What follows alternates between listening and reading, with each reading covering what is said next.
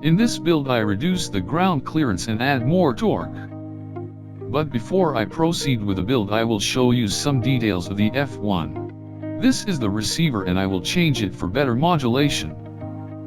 Axle's length is around 116 to 117 millimeters, while WPL axle is around 127 to 128 millimeters. 5 millimeters offset each tires if we are going to use WPL axles. Tire diameter is 68 millimeters and the width is 26.5 millimeters. Closer diameter to WPL V1 and V2 tires. Shock's length is 49.5 millimeters, while the aftermarket metal shocks is 60 millimeters. Look at the play of the links, it's very bad. Here is the finished build of my FC model F1.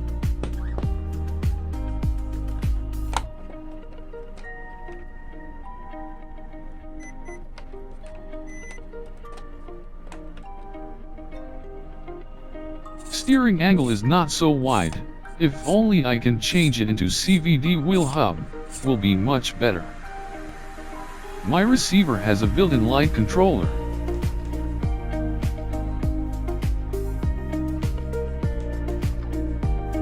Sad to say, this rig has no upgrade parts. You really need to DIY mountings and use parts from other RC brands. This is what I did. I reduced the clearance from fender to the tires. It's now look more scale.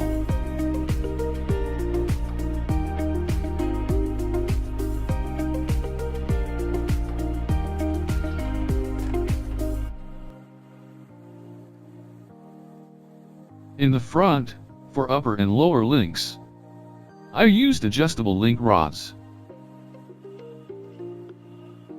For the rear, I used adjustable links in the lower and stock links in the upper.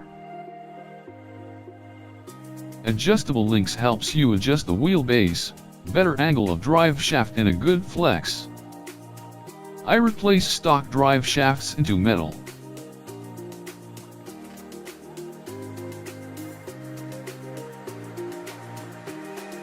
To reduce the clearance, I raise the shocks upward and make a hole in the battery tray. Use shock basket or bracket to raise the shocks upward.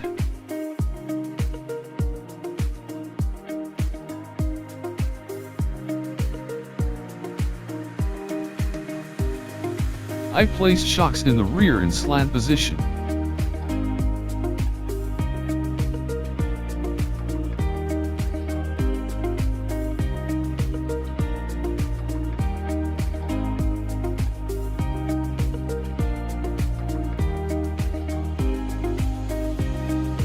Here is the shocks, and now my battery will not be fit anymore, so I decide to place my electronics here instead.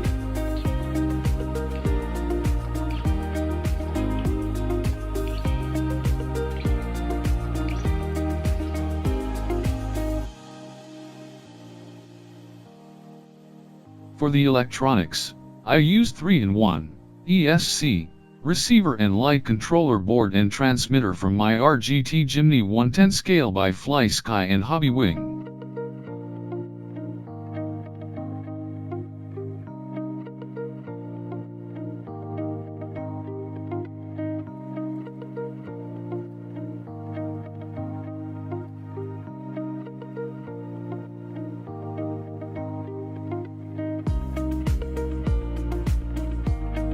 I add hook from WPLC14 to make more scale the front bumper.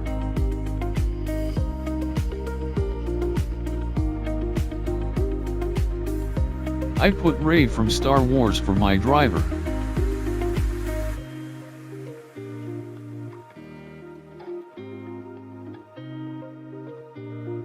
I remove the back seat so I can fit the battery.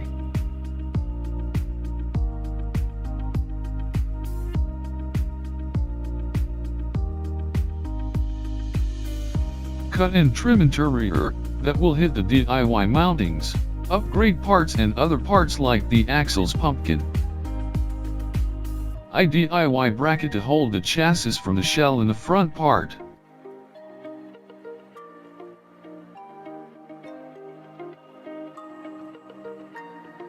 The chassis is not even, that's why it is very hard to balance the clearance from front and rear.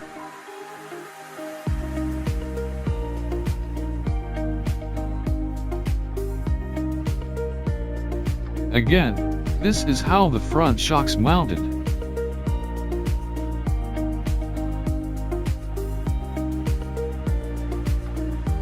And the rear shocks.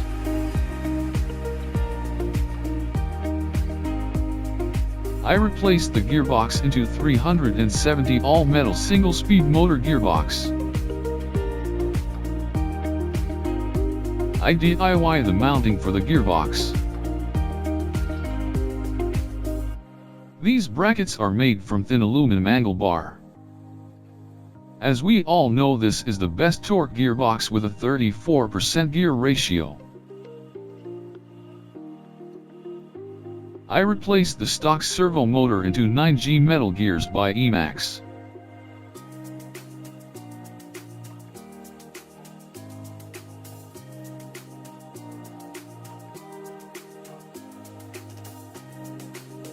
I am thinking to replace the steering cups into metal so I can use CVD wheel hub for greater steering angle. But unfortunately, the stock steering cups is 2 mm smaller than available aftermarket metal cups.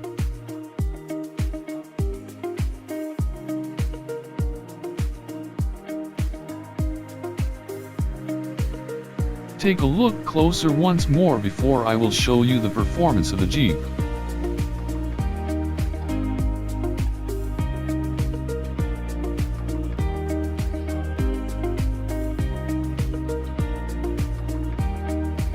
Don't even think to remove this one, so you will not having hard time where to mount your links. It's trail time.